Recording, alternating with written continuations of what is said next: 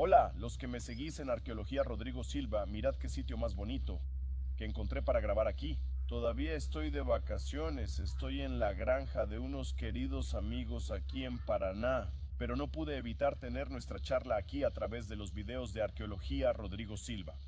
Y como ya saben, si no están suscriptos al canal, suscríbanse, y si les gusta el contenido, dejen su like, su comentario y cuéntenle a sus amigos, ¿ok? Hoy me gustaría hablar de dos temas relacionados con el libro del Génesis, aprovechando que el tema del Génesis está en auge por la telenovela de Record y mucha gente preguntando por mi relación con la telenovela, etc. Voy a hablar un poco de quién, la esposa de Caín, la misteriosa esposa de Caín, y también sobre la caída de Lucifer del cielo, otro tema que promete ser objeto de mucho debate y comentarios, especialmente una vez que la telenovela haya salido al aire. Hablemos primero de Caín. La Biblia dice que Caín mató a su hermano Abel. Ustedes conocen la historia, se mostrará en la telenovela. Y después de matar a su hermano Abel, Dios puso una marca en Caín diciendo que nadie debería acercarse a él con la intención de matarlo. Él. Y luego la Biblia dice que Caín terminó viviendo en cierto lugar, y luego terminó conociendo a una mujer y casándose con ella. Voy a leerles el texto bíblico. Génesis capítulo 4, versículos 16 y 17. Después de que Caín mató a Abel, la Biblia dice esto. Y Caín se apartó de la presencia del Señor y habitó en la tierra de Nod, al este del Edén. Y Caín tuvo relaciones con su mujer, y ella quedó embarazada y dio a luz a Enoc. Caín construyó una ciudad y la llamó Enoc, el nombre de su hijo. Mucha gente lee esto en la Biblia y se pregunta, pero ven aquí, ¿hay algo extraño aquí? Adán, Eva, Caín y Abel. Caín mata a mamá esta Abel. Hay tres personas en el planeta Tierra. ¿Quién era esta mujer que Caín encontró para casarse con ella?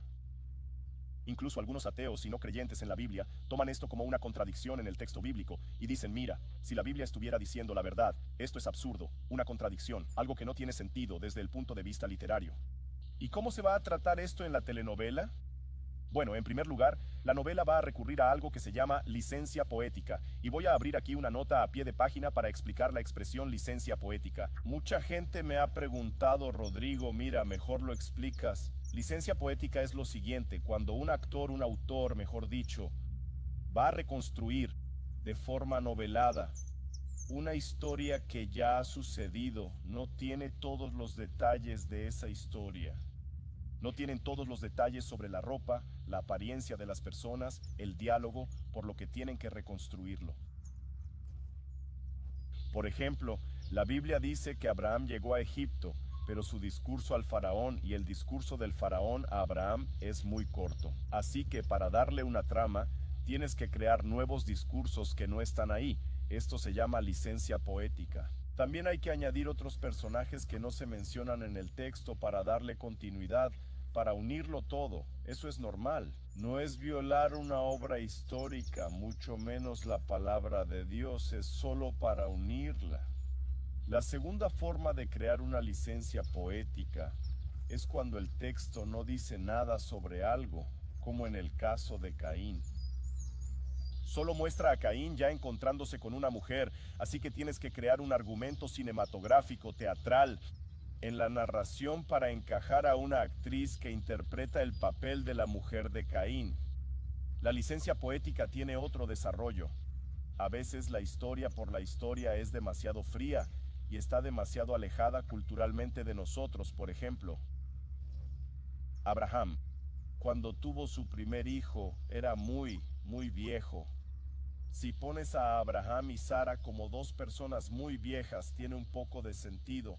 A veces tienes que poner a un Abraham un poco más joven.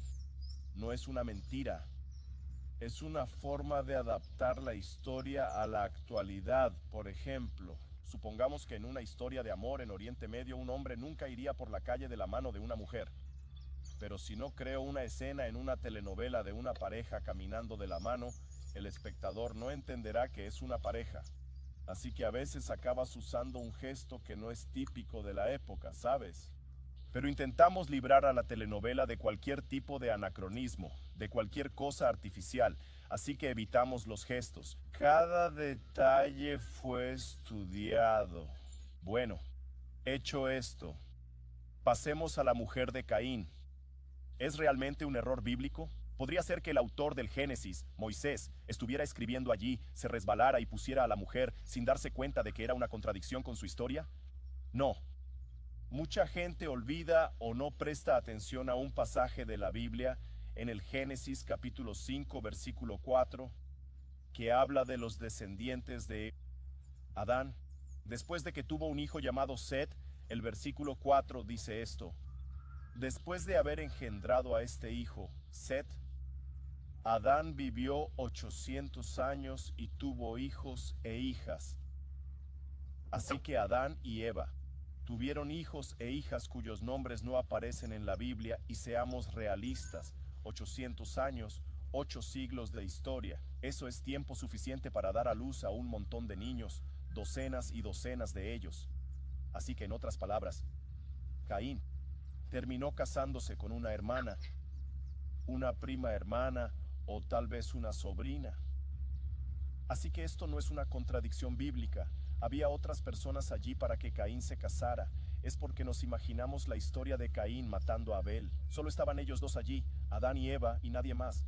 Pero la Biblia abre la posibilidad de que mientras tanto, recuerda, vivieron durante cientos de años. Mientras tanto, él mata a su hermano.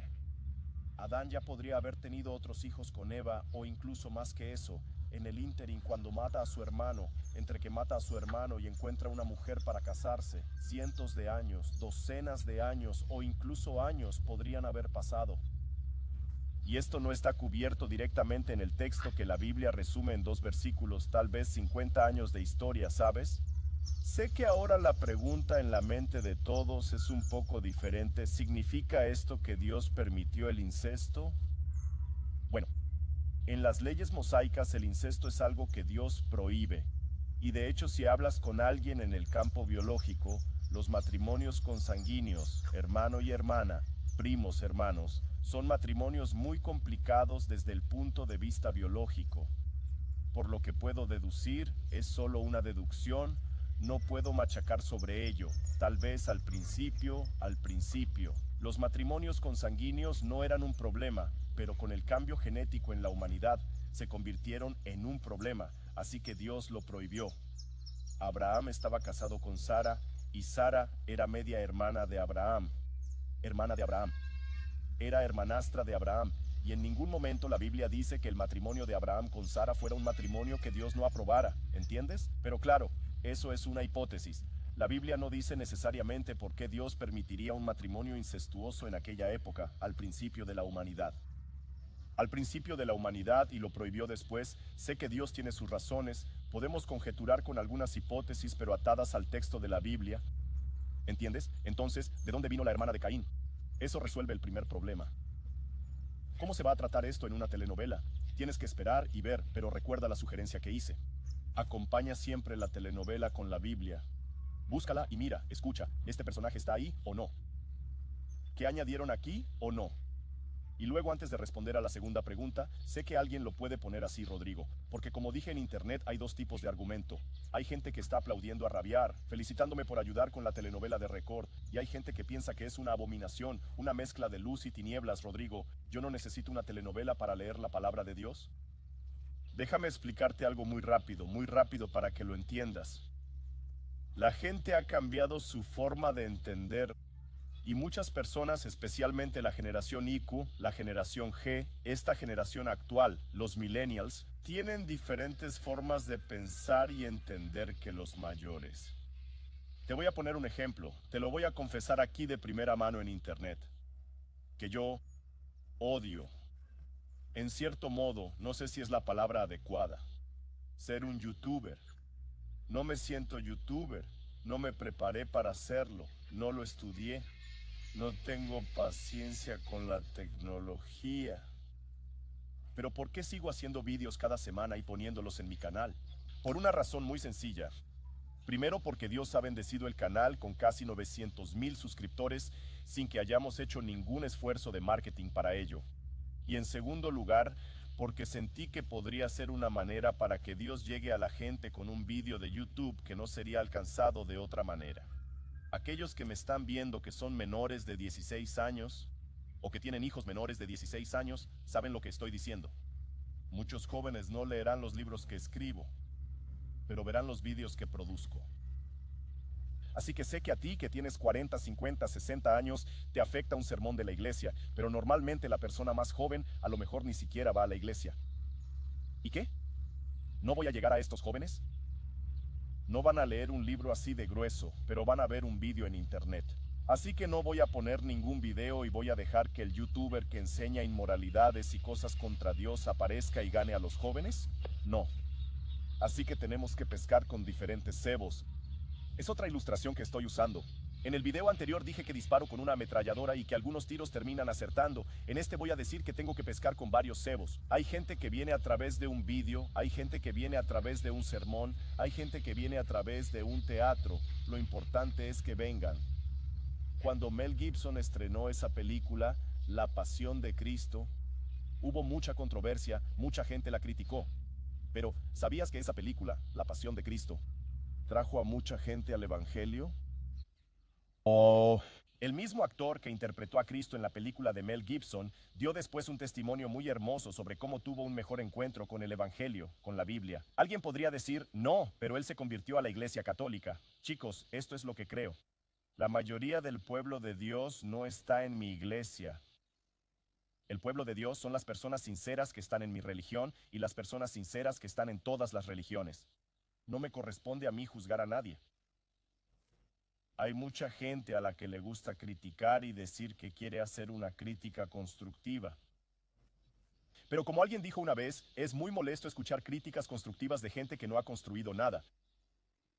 Por supuesto, no podemos jugar con cosas sagradas y todo eso, pero tengo los testimonios de la gente. De hecho, uno de los productores que trabajó con Mel Gibson, un amigo mío, Terry de Benedicto, es adventista del séptimo día. Y vio cómo la gente fue impactada, por ejemplo, por esa película Hasta el último soldado, que cuenta la historia de Desmond Doss, ese adventista que fue a la guerra y salvó a varias personas allí y fue fiel a guardar el sábado, a su religión, a su fe. ¿Cómo impactó eso a la gente? Por cierto, la película de Mel Gibson, La Pasión de Cristo, se basó en el libro El deseado de todas las gentes. Ahora bien, es lógico que Mel Gibson, siendo católico, tuviera muchas escenas de mariología en su película. Esas escenas de María mirando a Jesús y el diablo, incluso apartándose de María, eso es mariología. ¿No está eso en el libro Deseado de todas las naciones? Así que sería muy infantil. Ahora me gustaría presentar a Mel Gibson como un auténtico presbiteriano para que los presbiterianos puedan usar su película como puente para iniciar una conversación evangelística con alguien, o que los bautistas quisieran que Mel Gibson fuera un bautista fiel o un adventista ortodoxo para poder usar su película para hablar con alguien. Y para que no piensen que estoy inventando métodos evangelísticos métodos que son contrarios a la Biblia, tengo ejemplos para ti, Pablo y Juan, que les voy a contar rápidamente para no hacerles esto muy largo. En la ciudad de Éfeso, donde vivía el apóstol Juan, vivía un hombre llamado Heráclito, unos 500 años antes de Cristo.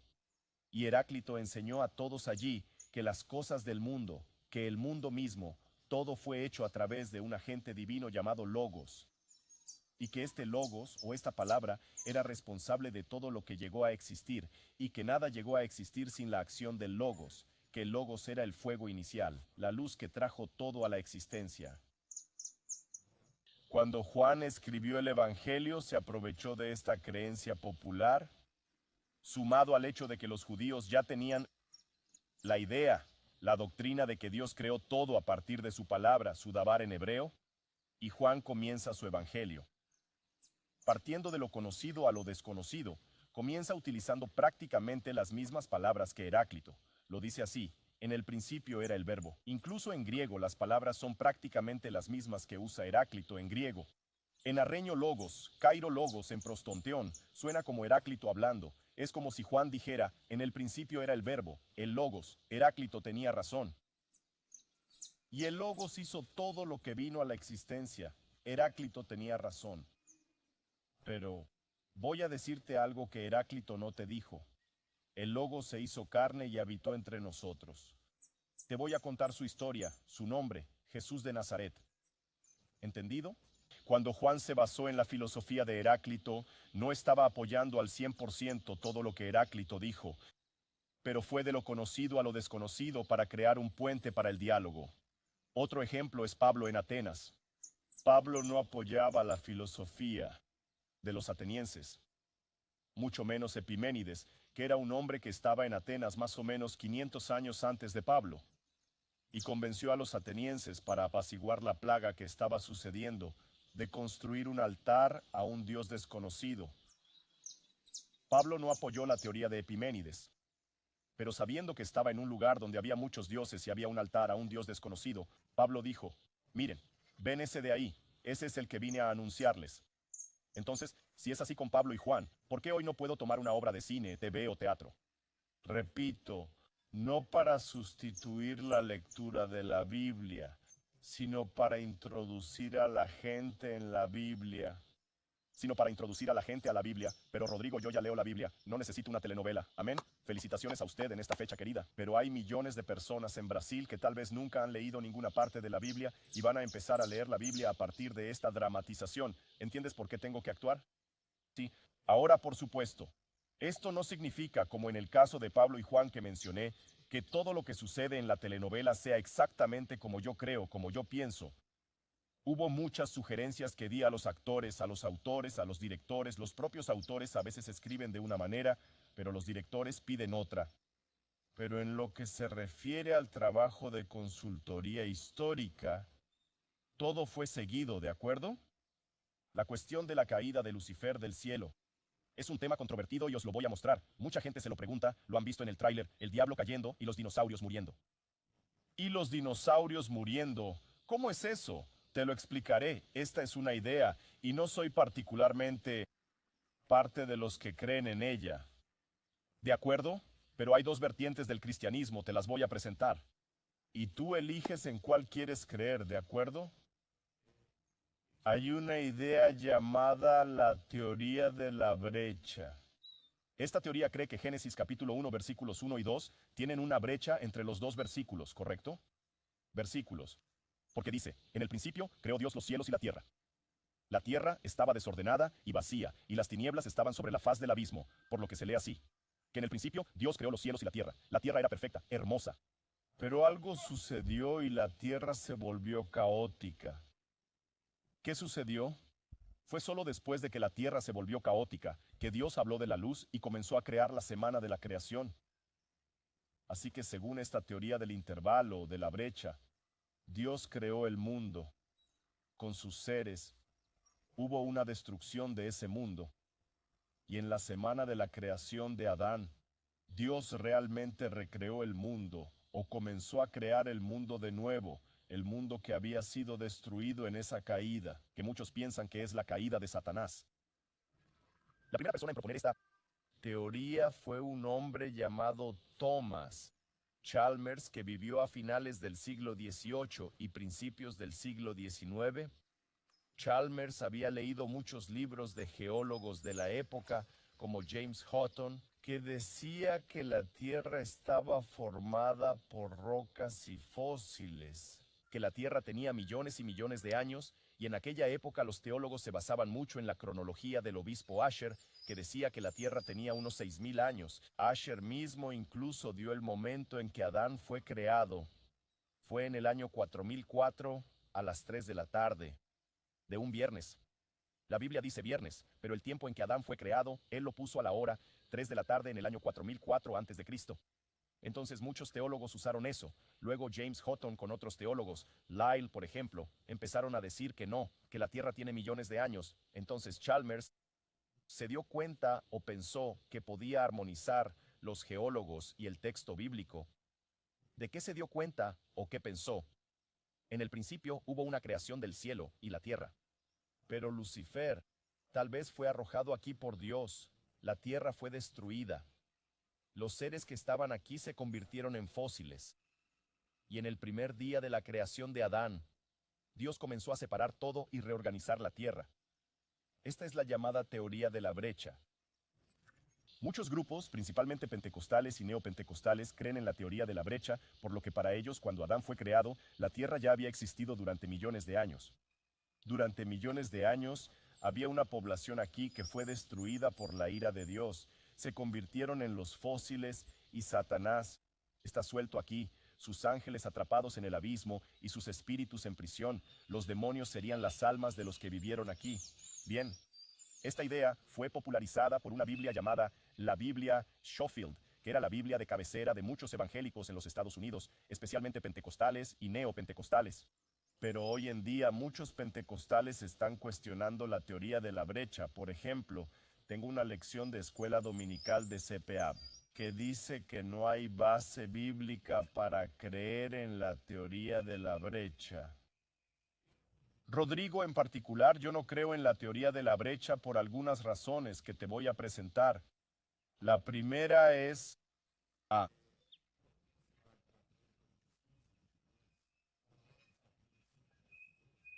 En ambos textos, Pablo dice que Adán introdujo el pecado en el mundo, que Adán fue el primero en introducir el pecado en el mundo y que a partir de Adán todos pecaron. Ahora bien, si fue de Adán en adelante, entonces no hubo rebelión en el mundo antes que trajera el pecado pre-Adán. De otra manera, Adán no habría pecado. Adán, de lo contrario, Adán no sería el primero en introducir el pecado en el mundo y ya sería el segundo. ¿Verdad? La otra dificultad que tengo con este texto es cuando vas a 2 de Pedro, capítulo 3, versículos 5 y 6. Allí Pedro dice que el primer cielo y la primera tierra, que la primera tierra fue destruida por un diluvio, y esta tierra será destruida por fuego al regreso de Jesús. Así que Pedro deja muy claro en este texto que hay dos tierras, una destruida por el agua y otra destruida por el fuego en el futuro, que será destruida por el fuego. No existe una tierra anterior, así que el silencio de Pedro sobre una tierra preadámica también conspira contra esto, ¿verdad? Otro problema es que difícilmente antes de Chalmers encontramos a alguien que defendiera la teoría de la brecha, así que yo particularmente, con este silencio bíblico y demás, no veo mucha base bíblica para creer en la teoría de la brecha. Bueno, Rodrigo, si para ti no fue así, ¿cuándo echaron a Lucifer del cielo? La imagen que ya ha aparecido en el tráiler de Lucifer cayendo del cielo como fuego tiene base bíblica, porque Jesús dice en Lucas capítulo 10, versículo 17, vi a Satanás caer del cielo como un rayo, algunas traducciones dicen como un relámpago, así que la imagen de Lucifer siendo arrojado del cielo como un rayo tiene sentido. Por cierto, una pequeña nota aquí, Lucifer es un nombre que tampoco aparece en la Biblia, es una traducción del latín luciferus, que significa portador de luz, pero hablaré de eso en otro video, ¿de acuerdo? Por cierto, el nombre diablo, que es uno de los apodos del ángel caído, diabo, significa precisamente eso en griego, diabalus, diabalus a través de balus, arrojado, lanzado. De la palabra balus viene la palabra balística, bala de revólver, ¿verdad? Lo que es arrojado, así que diabalus, el que fue arrojado a través de él, así que realmente fue arrojado del cielo como un rayo. ¿Cuándo ocurrió eso? Bien, si Jesús dice que vi a Satanás caer del cielo como un rayo, entonces esa podría ser su caída. Cuando tentó a Adán y Eva en forma de serpiente, este lanzamiento de él desde el cielo debe haber ocurrido antes de eso. Pero cuando voy al libro de Job, al principio del libro de Job, dice que cuando los hijos de Dios fueron a presentarse ante el Señor, Satanás también vino entre ellos. El lenguaje de Job allí, que puedo explicar en otro video, es todo lenguaje legal. Así que todavía tenía acceso al cielo en la época de Job. ¿Por qué tenía acceso al cielo si fue expulsado de él? La interpretación que tenemos es la siguiente. ¿Quién debe ser el representante de la tierra en las celebraciones, en las convenciones celestiales? La respuesta correcta. Adán, Adán y Eva, así es. Pero cuando Satanás, la serpiente, convenció a Eva y luego a Adán a comer el fruto prohibido, fue más que desobedecer a Dios. Pasaron la jurisdicción del mundo a manos del diablo. El diablo se convirtió en el amo del mundo. Por eso fue al cielo en la época de Job como representante del mundo. Y puedes decir eso, Rodrigo, pero eso no es justo. Realmente lo es. Si hay un abogado mirándome, estará de acuerdo con lo que estoy diciendo. Hay muchas cosas que no son morales, pero son legales. Imagina, por ejemplo, que un camarada que mató a sus propios padres tenga derecho a salir de la cárcel el día del padre. El mismo juez que está firmando su liberación no cree que sea justo dejarlo salir de la cárcel el día del padre, dado que mató a su padre y a su madre. Pero legalmente tiene derecho. Así que hay cosas que no son morales, pero son legales. El diablo no tenía el derecho moral de presentarse ante Dios, pero tenía el derecho legal, porque tomó la tierra de Adán y Eva. De hecho, Jesús mismo, una vez refiriéndose al diablo, dijo: "El príncipe de este mundo viene y no tiene parte conmigo". Para que Jesús llamara al diablo príncipe de este mundo, es porque realmente estuvo con el príncipe de este mundo, el gobernante. Y cuando el mundo dejó de ser del diablo, y él realmente perdió acceso como representante de la tierra, muy bien, cuando Jesús murió en la cruz del Calvario, y el velo del santuario se rasga, en ese momento el diablo pierde su derecho, porque lo que Adán había perdido en la caída. Por eso la Biblia dice que el mundo y el reino pasaron a ser de Cristo y de su pueblo elegido. Tenemos el reino porque Jesús lo recuperó. Tenemos el reino porque Jesús lo recuperó. Y después de que Jesús se ilumina en el cielo, entonces sucede Apocalipsis 12. Apocalipsis 12 muestra a una mujer. Y la mayoría de los comentaristas exegéticos creen que esta mujer representa al pueblo de Dios que da a luz al Mesías, ese niño que es la mujer de luz. Ella es llevada al cielo. Y se produce la batalla entre Miguel y el dragón, que es la serpiente antigua. Y el dragón es arrojado. Verás, el hecho de que el dragón sea llamado la serpiente antigua es porque fue arrojado del cielo después de la caída de Adán y Eva. ¿Te das cuenta de eso? Porque dice allí: "Y el dragón fue arrojado, la serpiente antigua que se llama el diablo y Satanás, el acusador de nuestros hermanos". Si él fue arrojado, siendo llamado la serpiente antigua, es porque este lanzamiento de él ocurrió después de la caída, en mi opinión, después de la ascensión de Jesús, cuando Jesús regresa al cielo triunfante, habiendo vencido a la muerte y habiendo restaurado a la humanidad una vez más a través de su sangre derramada en la cruz. El diablo ya no tiene un lugar en el cielo. Es arrojado y, según el Apocalipsis, cae a la tierra lleno de gran ira, sabiendo que le queda poco tiempo. ¿Entiendes mi posición? Así es como entiendo el lanzamiento de Satanás. ¿Y entiendes también lo que significa la teoría de la brecha? Te he dado algunas razones por las que no estoy de acuerdo con ella. ¿Has entendido mi papel en la novela? Ya lo dije, yo no escribí la telenovela, no soy su editor. Y aquí un detalle final: alabo mucho a Dios, de todo corazón, alabo a Dios por las muchas personas que han escrito así. Rodrigo, ahora que sé que firmas la telenovela, voy a verla. Si está Rodrigo, es porque es buena. En el nombre de Jesús te lo agradezco mucho, pero no quiero que creas solo en mí, en lo que yo digo. Investiga siempre la palabra de Dios, ¿ok? Y debes saber que aún con todo el cuidado, hay cosas en la telenovela que son parte de la licencia poética, eso ya lo sabes, y otras que son parte de la línea teológica de los autores, no necesariamente mía. Pero eso es simple, mírala y compárala con la Biblia. Ah, Rodrigo, pero yo ya soy creyente, no quiero ver telenovelas porque no es eso lo que voy a llevar a la Biblia. Muy bien, entonces haz como Pablo y Juan en Atenas y Éfeso. Tal vez usar la telenovela como telón de fondo para evangelizar a tu prójimo. Aprovechar el hecho de que millones de personas estarán viendo Génesis y decir: "Mira, mi vecino, ¿estás viendo Génesis? Qué interesante, Eva y todo eso. ¿Quieres que te dé un estudio sobre el Génesis en casa? Quiero, y vas a ganar a alguien para Cristo usando la telenovela. No es la telenovela la que va a evangelizar, eres tú. No es la telenovela la que va a salvar, es la palabra de Dios. Pero la telenovela podría ser un buen rompehielos para iniciar una conversación misionera, ¿no crees? Y les pido que me cuiden a mí y a todos los que sin duda podrían ser afectados por esta proyección, por este producto.